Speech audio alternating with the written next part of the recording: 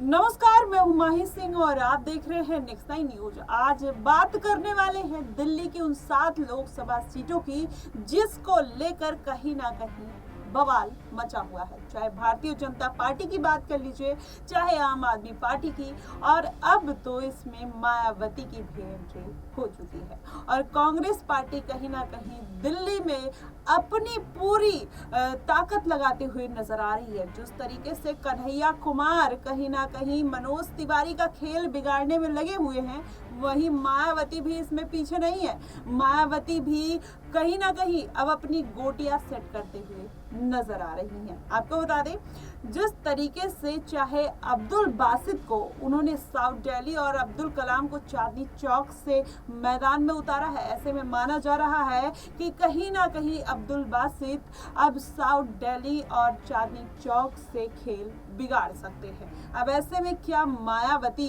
को दिल्ली में एक भी सीटें हासिल होंगी या नहीं, या फिर भारतीय जनता पार्टी का एक ओहदा ऊंचा होता हुआ दिखाई दे रहा। आज इन्हीं सभी बातों पर चर्चा करेंगे और आपको बताएंगे कि किस तरीके से मायावती ने अपना पूरा समीकरण बनाया है और केजरीवाल उसमें किस तरीके से फिट बैठते हैं, या फिर आने वाले दिनों में अरविंद केजरीवाल मायावती का साथ मांगते हुए भी नजर आ सकते हैं, क्योंकि उसमें कोई दो राय नहीं है। क्योंकि आप अगर देखेंगे तो केजरीवाल 4 सीटों पर चुनाव लड़ रहे हैं, वहीं उन्होंने 3 सीटें कांग्रेस पार्टी को दे रखी है, लेकिन मायावती ने 7 सीटों पर अपने खुद के उम्मीदवार उतारे हैं, तो उसमें कोई सेधमारी की कोई गुंजाइश नजर नहीं आती है। लेकिन ऐसे में अगर मायावती दिल्ली की एक भी सीटें जीतती हैं तो किसको समर्थन करेंगी, ये भी बड़ा सवाल है।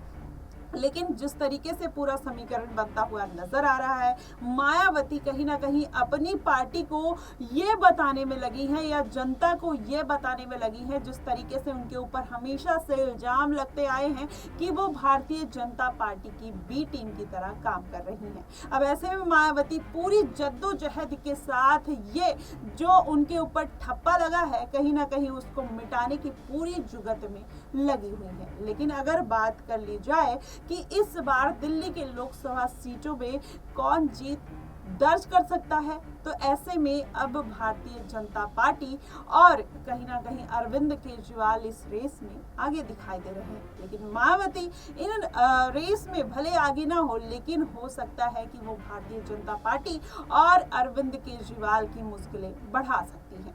वहीं आपको बता दें, दिल्ली में अगर यूपी और बिहार से आए हुए लोगों की बात करें, या फिर दिल्ली के ही लोगों की बात करें, तो यहाँ पर 20 से 22% दलित और मुसलमान रहते हैं, और जो मायावती का कोर वोट बैंक है। अब ऐसे में मायावती अगर 20 से 25% वोट को काटते हुए नजर आती हैं, तो जाहिर तौर पर जो बड़ी पार्टियां हैं दिल्ली में, जो अभी कहीं ना कहीं घमासान मचा हुआ है भारतीय जनता पार्टी और आम आदमी पार्टी में, तो कहीं ना कहीं मायावती उन दोनों पार्टियों का खेल बिगाड़ सकती है। लेकिन ऐसे में क्या मायावती जिस तरीके से अब मुस्लिम कैंडिडेट की तरह उस पे उनके दम पर आगे बढ़ने की कोशिश में लगी हुई हैं, क्या वाकई में मायावती इस बार दिल्ली के लोकसभा चुनाव, या यूपी की बात कर ले या बिहार की बात कर ले, उसमें किस तरीके से वो अपने आप को सेट करते हुए नजर आएंगी? क्योंकि अगर बात की जाए यूपी की ही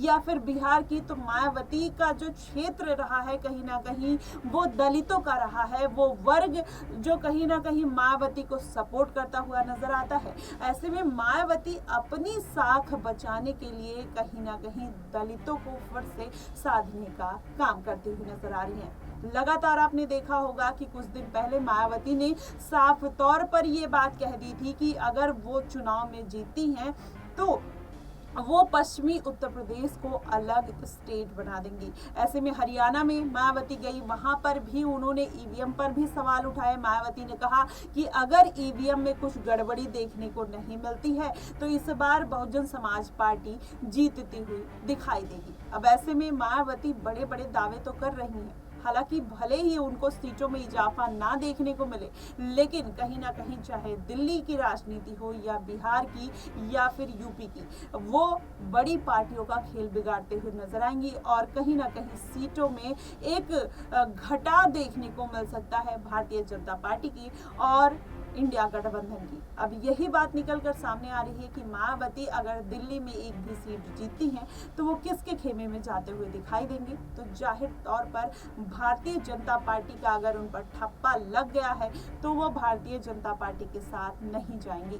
तो कहीं ना कहीं अरविंद केजरीवाल को इससे फायदा हो सकता है। तो क्या वो मायावती को लुभाने के लिए अपने खेमे में लाने की कोशिश करेंगे या नहीं, या अगर दोनों साथ आ जाते हैं तो दिल्ली का क्या समीकरण बन सकता है, आप हमें कमेंट बॉक्स में ज़रूर बताइएगा। फिलहाल के लिए बस इतना ही। देश और दुनिया की तमाम खबरों के लिए हमारे साथ बने रहिए नेक्स्ट 9 न्यूज़ पर।